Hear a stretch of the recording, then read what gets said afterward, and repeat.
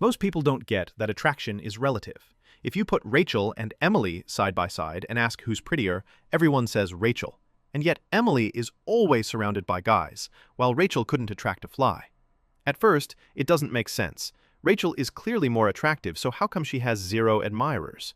But once you understand how attraction is relative, how Emily uses that relativity to her advantage, and how Rachel unintentionally uses it against herself, then it becomes obvious why Emily is so successful. Let's look at the science of relativity and what each of them is doing. Just like Rachel is prettier than Emily, yet Emily is the one getting all the attention, Abel's hot dogs are better than Cain's, but Cain is the one with all the customers. Cain uses relativity to psychologically manipulate his customers. He tricks them. Here's a photo of Abel's hot dog stand. And here's a photo of Cain's stand. It looks like Cain's sausage is way bigger than Abel's, but in reality they're the same size.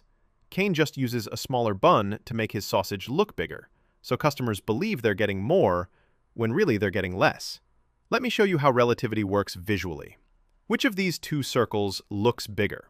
9 out of 10 kids say the top one, because when you place it among small circles, it looks bigger, and when you put it among big circles, it looks smaller, even though obviously they're the same size. Nothing is absolute. Everything is relative. Rachel is prettier than Emily, but even though she's objectively beautiful, she's the least attractive among her sisters and cousins, and she goes to a fancy rich kid school where most of the girls are even prettier than she is. Emily, on the other hand, is the most attractive in her family, and she goes to a public school where she's one of the best-looking girls. So in her circle, Rachel is the ugly one, and in her own circle, Emily is the hot one. And nobody wants to date the ugly one.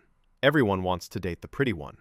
Attraction is relative. So if you want to get attention like Emily, go party with your less attractive friends. There's a book I want to recommend.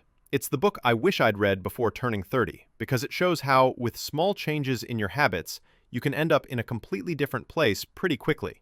It's called Atomic Habits. In this video on my profile, I show you how to download it for free.